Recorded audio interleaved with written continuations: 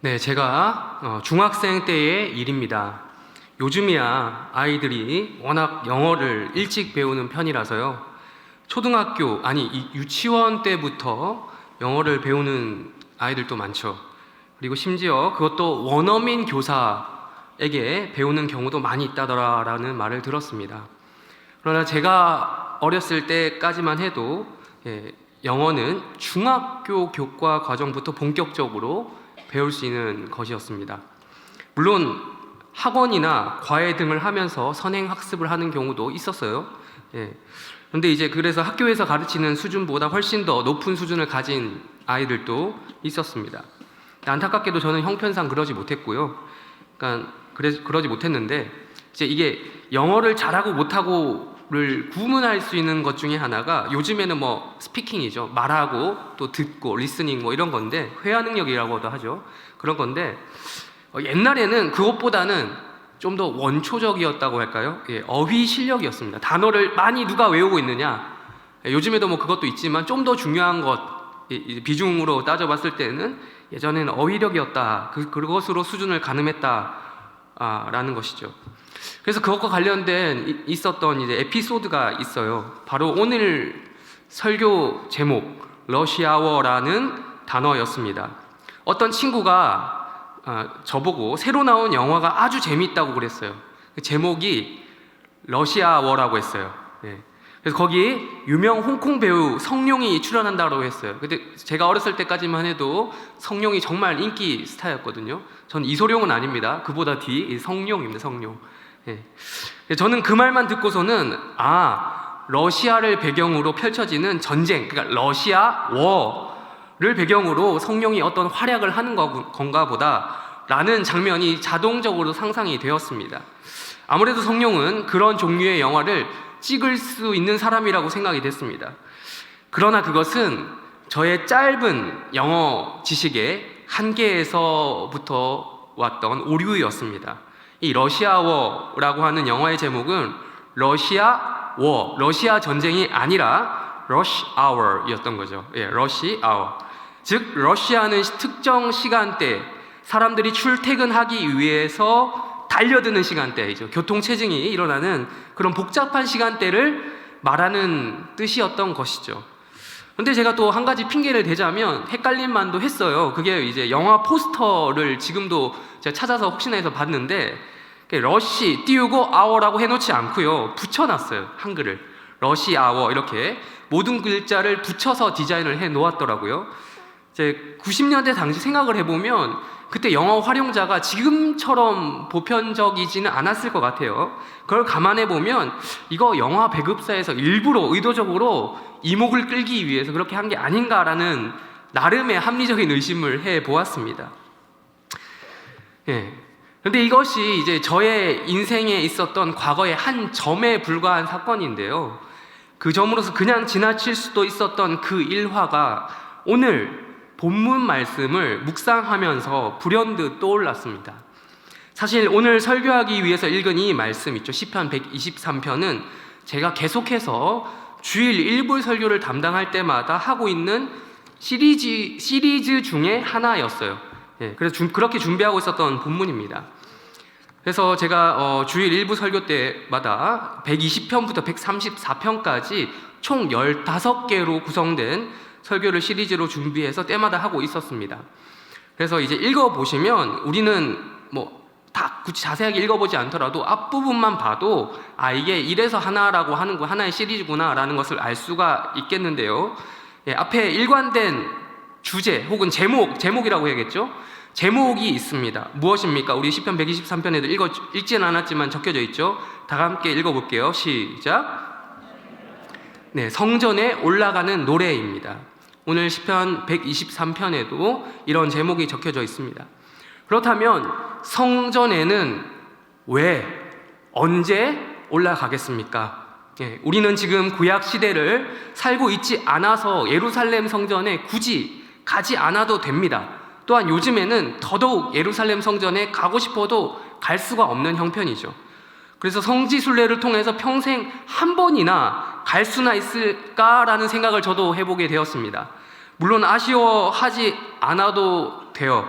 예루살렘에 있었던 그 성전을 대신해서 똑같이 이곳에 하나님께서 임재하여 계시기 때문이죠. 사랑 성전이 있지 않습니까? 예루살렘 성전은 없지만. 그래서 우리는 언제든 마음만 있으면 매일 이 성전, 사랑 성전에 나와 하나님께 예배할 수 있습니다. 지금 제가 성전에 올라가는 목적에 대한 답을 해드려 버렸는데요. 성전에 올라가는 목적이 무엇이겠어요? 예배를 드리기 위해서입니다. 예배를 드리기 위해서. 마찬가지로 구약시대 당시에 성전에 올라가는 목적도 비슷했어요. 구약판 예배인 제사를 드리러 올라갔습니다. 제사를 드리러 성전에 올라가는 사람을 가리켜서 전문적인 말로 순례자라고 불렀습니다. 특별히 이스라엘의 성인 남성들이 이 순례자에 해당됐습니다.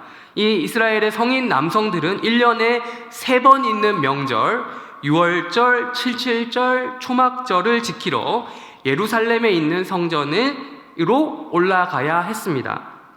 그 사람이 어디에 살고 있든지 상관이 없었어요.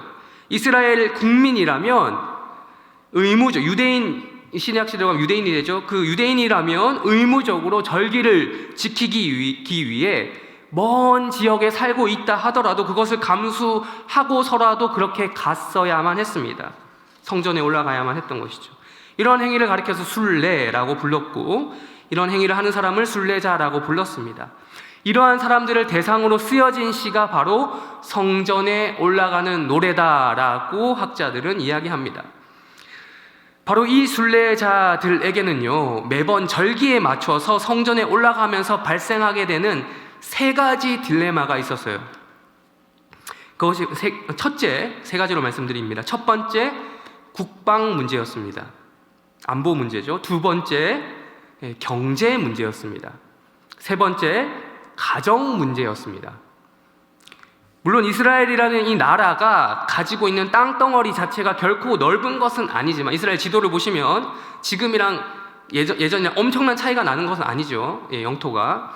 그렇게 땅덩어리가 엄청 넓은 나라는 아니지만, 그럼에도 1년에 3번씩이나 공식적으로 모든 이스라엘 성인 남성들이 예루살렘 성전에 올라간다 라고 하는 것은 상당한 국가적인 그 리스크를 배후에 둘 수밖에 없었던 행동이었습니다. 지금 난리가 났죠. 우크라이나 러시아 전쟁도 그 시작점이 바로 국경지대에서부터 이어져 오고 있는 분쟁이었는데요. 돈바스 지역이니 크림반도 지역이니 등의 거기 분쟁부터 이어져 온 연장선격인데요. 국제법이 엄연히 존재하는 지금 현대에도 그러한데, 과거에는 그런 법이 뚜렷하게 있었겠습니까? 약육강식의 논리가 나름의 조약을 맺긴 했겠지만 약육강식의 논리가 더 뚜렷했을 것입니다. 모든 이스라엘 남성들이 종교적인 의무를 다하기 위해서 예루살렘 성전으로 다 올라간 상황을 가정해 보시란 말이에요. 이렇게 취약한 국가 안보 상황을 주변 국가들이 모를까요? 대대적인 국가적인 행사인데 모를 리가 없었어요. 흔히 말하는 암몬, 모압, 에돔, 블레셋 등등의 이스라엘 역사 내도록 이스라엘을 괴롭혔던 깡패 국가들이 이것을 틈타 도발하기에 딱 좋은 상황이 아니었겠습니까? 그랬기에 이스라엘의 성인 남성들로 구성되어 있었던 순례자들은 바로 이 성전에 올라가는 노래를 부르면서 1절과 같은 고백으로 시작할 수밖에 없었던 것입니다. 우리 1절을 다시 한번 읽겠습니다. 시작. 네, 그렇습니다. 말 그대로 하늘에 계시는 주님께 구하는 기도이자 순례길 내도록 부르는 노래입니다. 하늘에 계신 하나님, 하늘에 계셔서 모든 것을 다 감찰하시는 하나님, 보고 계신 하나님, 하나님께서 지금 시키신 대로, 명령하신 대로 그 의무를 다하기 위해 제가 예루살렘 성전으로 올라가고 있습니다. 순례의 길을 떠나고 있습니다. 제가 하늘에서 모든 것을 다 보고 계신 하나님께 눈을 돌리겠습니다. 땅을 보지 않겠습니다. 땅의 것들을 보지 않고 하늘에 계신 하나님을 보겠습니다. 믿음의 눈을 들어서 하늘로 내 눈을 향하겠습니다. 라는 것이죠. 그렇다면 왜 믿음의 눈을 들어야만 하는가? 왜 믿음의 눈을 들고 있는가? 2절과 3절을 또 다시 한번 읽도록 하겠습니다. 시작. 여주인의 손을 바라보는 여종의 눈같이 우리의 눈이 여호와 우리 하나님을 바라보며 우리에게 은혜 베풀어 주시기를 기다리나이다. 여호와여 우리에게 은혜를 베푸시고 또 은혜를 베푸소서. 심한 멸시가 우리에게 넘치나이다. 아멘.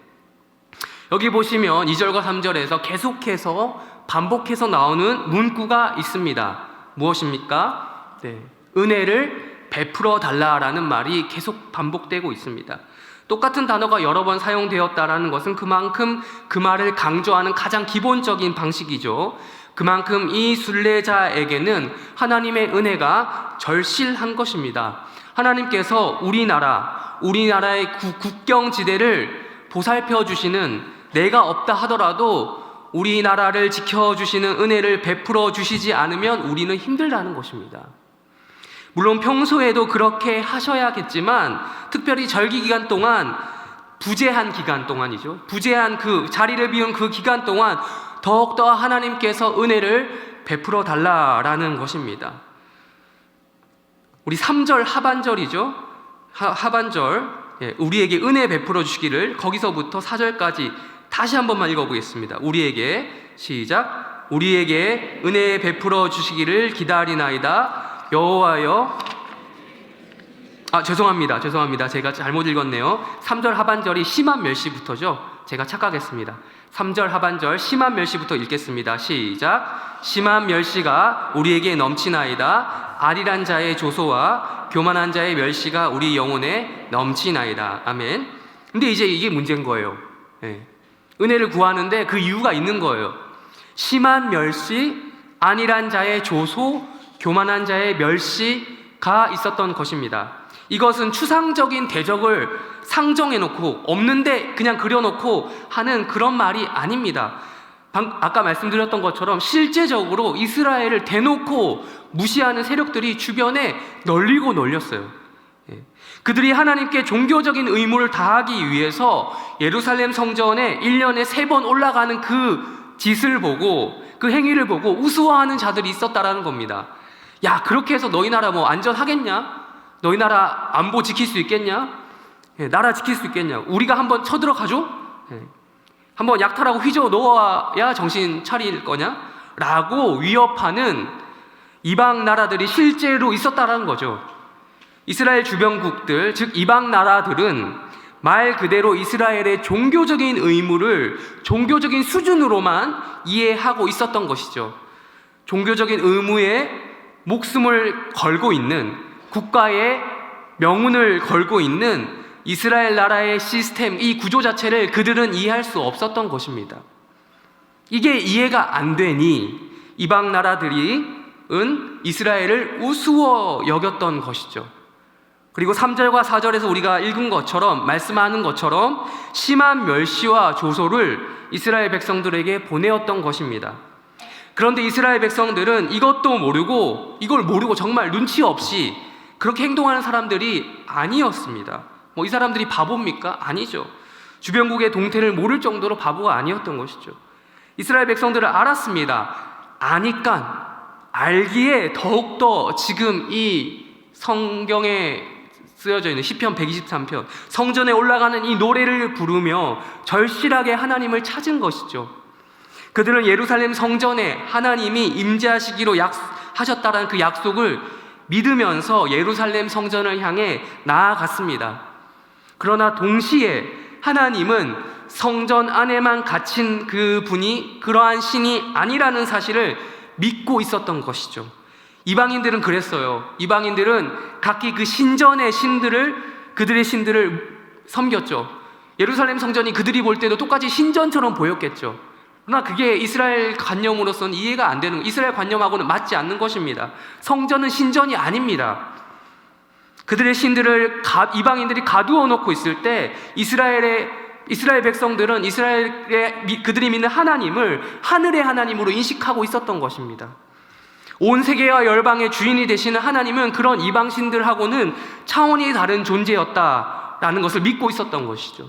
실제로 살아 존재하실 뿐만 아니라 천지전능하셔서 그렇게 역사하시는 인격적인 신으로서 그들과 교류하시고 말씀을 주시고 기도를 들어주시는 백성들과 소통하는 하나님이라는 사실을 믿고 있었던 것이죠. 그리고 그들은 그렇게 체험했던 것입니다.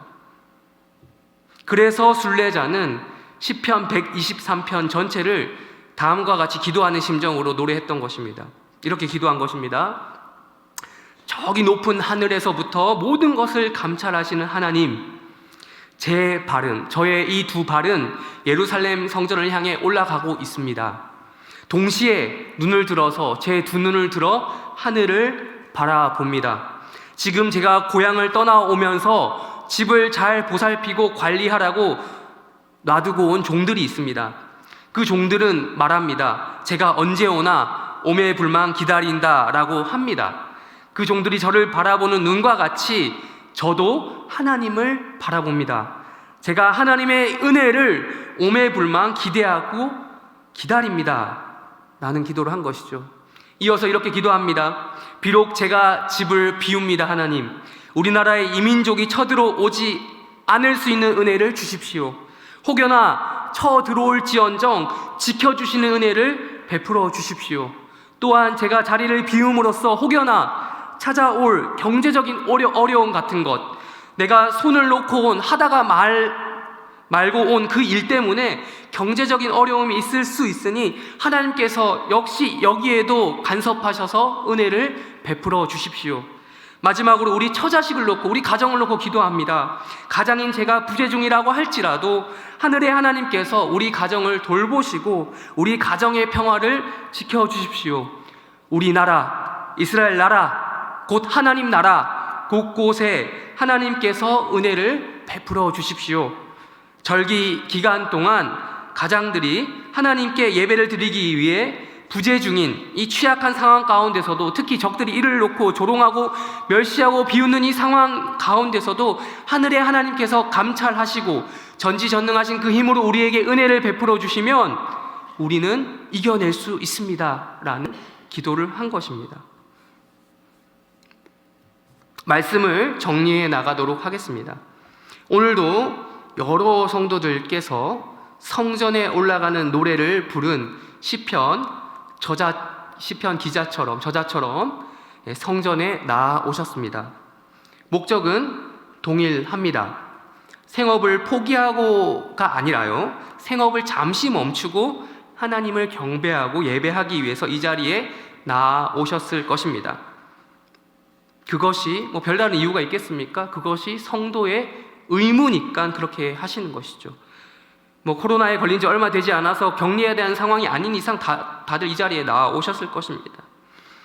여러분께서는 이 자리에 나오기까지 어떤 생각으로, 어떤 마음으로 이 자리에 나오셨습니까? 우리 인생 주변에는 늘 많은 일들이 있었겠지만 요즘에는 더욱더 그러한 많은 일들이 있는 것 같아요. 요 며칠 사이에 뉴스를 보면 정말 지금 우리가 살고 있는 현실이 진짜 현실이 맞나? 그 뉴스에서 나오는 그 현실이 맞나라는 생각이 듭니다. 유엔이 결성되고 나서 세계 평화를 그렇게 외치고 냉전 시대가 종결되었나 싶었고, 또 국제 교류도 활발해지고, 요즘에 나라 간의 여행도 활발해지고, 조짐이 있었다고는 하지만 많은 사람들이 설마 하고 있었던 이때에 전쟁이 일어난 것이죠. 아까 설교 초반부에 말씀드린 것처럼 문자 그대로 설마했던 그 제목, 러시아 러시아 전쟁이 실제로 발발한 것입니다. 러시아와 우크라이나가 진짜 나라 대 나라로 제대로 맞붙은 전쟁을 시작하게 된 현실을 우리는 목도하고 있습니다. 분쟁 지역 수준을 넘어선 전면전이죠. 그래서 그런지 저 개인적으로는 그 소식을 접하면서 어안이 벙벙했습니다. 혹자의 말대로 유럽의 화약고라 불리는 동유럽이라서 더욱더 걱정이 되기도 합니다. 제1차 세계대전 역사를 조금만 보시면 아시겠지만 제1차 세계대전도 근처인 사라예보에서 일어난 사건 때문에 확장이 되었고, 2차 세계대전도 근처 폴란드에서 일어났던 사건 때문에 폴란드 침공으로부터 시작이 되었고, 지금 러시아의 우크라이나 침공도 동유럽 지역에서 일어났기 때문에 많은 이들이 제3차 대전으로 세계대전을 확전되는 것은 아닌가 하며 우려하고 있습니다. 그래서 그런지 저도 오늘 말씀을 묵상하면서 2절에 나온 단어 중에 종이라고 하는 단어 때문에 더욱더 또 이런 것과 연결이 되었습니다.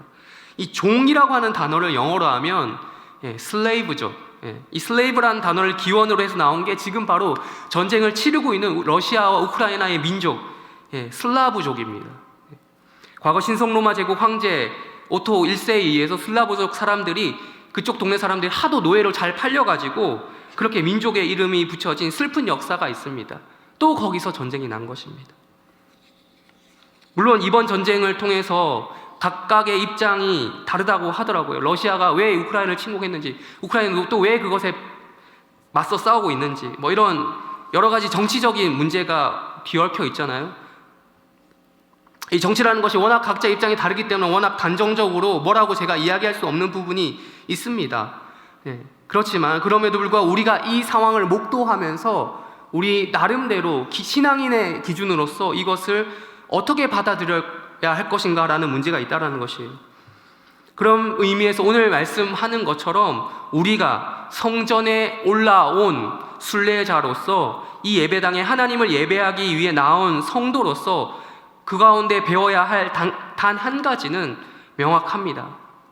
이 주변에서, 우리 주변에서 일어나고 있는 수많은 일들 가운데 그러한 땅의 모든 일들이죠.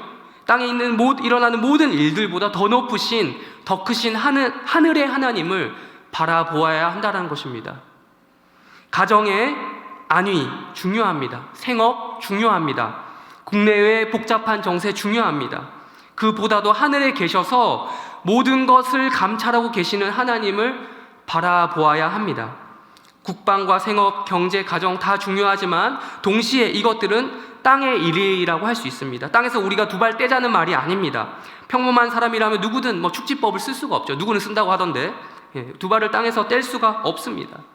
내가 걱정해서 되는 부분이 있지만 내가 걱정해도 안 되는 부분도 있습니다. 더 많죠, 사실. 그래서 이러한 전쟁 상황을 보면서 비단 이 일이 또 남의 나라 이야기가 아닌 것을 다시 한번 체감했습니다. 우리나라의 안보, 잠시 평화로운 것처럼 보이지만 언제든 위협받을 수 있습니다. 전쟁이 끝난 것이 아니라 잠시 중단하고 있는 것 아닙니까? 아직 그렇게 된 지 100년이 안 되었어요. 전쟁을 경험한 세대들이 버젓이 아직까지 살아 계십니다. 1차 세계대전 아까 잠깐 말씀드렸지만 그때 시작 때처럼 황태자 한 명이 암살되었는데 그게 눈덩이처럼 구르다 보니까 여러 나라가 연루되고 세계대전이 되었습니다. 그런 것처럼 우리나라도 이것에 연루되지 말라는 법이 없겠죠. 인생의 선배들이, 신앙의 선배들이, 어르신들께서 그렇게 나라의 안전, 외교 안보, 국방 이런 것들을 염려하는 까닭이 곧 우리가 살아가는 교회의 행복과 나라의 행복과 관련이 되기 때문이라는 사실을 알고 있습니다. 그러니 우리는 더욱더 시편 123편의 저자, 성전에 올라가는 순례자와 같은 고백을 해야 한다는 것입니다. 하늘에 계시는 주여, 내가 눈을 들어 주께 향하나이다 라는 것입니다. 우리가 바로 2절에 나온 것처럼 슬레이브, 노예, 종입니다. 하나님의 종입니다. 우리는 그저 하나님의 손만 바라봅니다. 하나님께서 우리에게 은혜를 베풀어 주십시오. 우리나라의 안전과 우리 교회의 안전과 우리 가정의 안전을 지켜주십시오. 그 안전을 위협하고 조롱하고 비웃는 모든 세력으로부터 우리를 지켜 보호하여 주십시오. 하늘의 하나님께서 감찰하시며 살아 역사하신다는 증거를 보여주십시오라고 기도해야 합니다. 이 고백은 평온할 때만 적용되는 말씀이 아닙니다. 수많은 믿음의 선배들이 전쟁의 포화 속에서도 이 말씀을 붙잡았습니다. 심지어 목숨을 잃어버리는 현장 속에서도 이 말씀을 붙잡았습니다. 이 시편의 강력한 저자, 누가 저자인지 정확하게 나와 있지는 않지만 강력한 저자 후보라고 할 수 있는 다윗, 수많은 전쟁을 치르지 않았습니까? 그뿐만 아니라 많은 신앙의 선배들이 말씀을 붙잡았습니다. 그리고 그렇게 하나님을 의지하면서 인생을 살아냈고 또 그렇게 죽어갔습니다. 물론 많은 사람들이 이야기하는 것처럼 우크라이나를 위해서 기도해야 합니다. 특별히 얼마 전에 그 영상을 통해서 보니까 우리 해림교회에서 지교회로 세운 우크라이나 해림교회 김병범 선교사님의 인터뷰를 또 확인하게 되었습니다. 그러니 좀 더 마음이 가더라고요. 또한 러시아를 위해서도 기도를 해야 되겠습니다. 절대적인 악이라는 게 세상에 존재하겠습니까? 이런 정치적인 문제에 있어서. 우리 조국 대한민국을 위해서 당연히 기도해야겠죠. 이러한 기도 및 노래는 성전에 올라온 우리만이 부를 수 있는 특권과도 같은 것입니다. 이런 상황을 통해서 더욱더 우리가 아까 부른 찬송가의 그 가사의 고백처럼 눈을 들어 하늘을 바라볼 때 하나님께서 이 기회를 사용하셔서 사람들이 볼 때 모두가 악이라고 부르는 이 상황을 통해서도 주의 복음이 전파되는데 조금이라도 도움이 되게 달라는 기도를 해야 합니다. 마지막으로 한 가지만 더 적용하고 마치고자 합니다. 역시나 설교 제목과 연관된 말입니다. Rush Hour이라는 이 말이죠. 우리는 또 다른 전쟁을 경험하고 있습니다. 출퇴근 시간대 보면 정말 전쟁을 방불케 하죠. 여기 우리 아침에 출근할 때 선동교차로 가보셨습니까? 차 타고 차 몰고 출근 시간대 6시 30분 정도만 지나면 정말 말 그대로 전쟁터입니다. 서로 먼저 가리고 끼어들고 짜증나는 경적 막 짜증나게 울려대고 난리죠. 조금이라도 끼어들면. 그렇게 올림픽대로에 힘겹게 진입을 했는데 거기서 끝이 아니죠. 또 시작이죠. 전쟁이. 2차전을 펼쳐야 합니다. 서울로 출근하신 분들을 보면 새벽기도 끝나고 조금이라도 지체하면 이제 어떤 일을 경험하게 맞게 되는지 다들 잘 아시리라 생각합니다. 먹고 살기 위해 치열한 일터에 나가기 이전부터 전초전을 치르고 있는 것이죠. 이게 러시 아워입니다. 이거에 익숙하지 않으면 근무 시간 전에도 이미 항복 선언을 하게 되는 것이죠. 먹고 살기 위해서라고 하는 것이라고 하지만 정말 쉽지 않은 인생들을 다들 살고 계시리라 생각을 합니다. 그래서 그런지 군대 문화가 직장 문화에 많이 투영될 수밖에 없는 것은 어쩔 수 없는 인간 조직의 생리가 아닌가 싶습니다. 우리는 그곳에서 역시나 종의 삶을 삽니다. 이 돈을 벌기, 이 돈, 혹자들은 이 더러운 돈을 벌기 위해 상사에게 굽신거리고 고객에게 감정도 팔고 응대하고 비즈니스하고 그럽니다. 쉽지 않습니다. 그렇습니다. 우리의 신분은 종입니다. 그러나 여기서 잊지 말아야 할 것이 있습니다. 우리의 근본은 그에 앞서서 하나님의 종이라는 사실입니다. 우리의 상사가 우리의 상전이 내 운명을 좌지우지하는 것처럼 보일 수 있습니다만 그래도 그게 다가 아니라는 사실입니다. 성경을 말씀합니다. 하늘에 계신 하나님께 눈을 들어 향하라는 것입니다. 우리의 상전은 하늘에 계셔서 모든 것을 바라보시는 하늘의 하나님이시다. 가장 먼저 하나님께 은혜를 구하라. 주변의 멸시에도 그런 조롱에도 신앙을 중심으로 살으라는 것입니다. 주변에서 이렇게 말합니다. 하나님 믿으면 떡이 나오냐?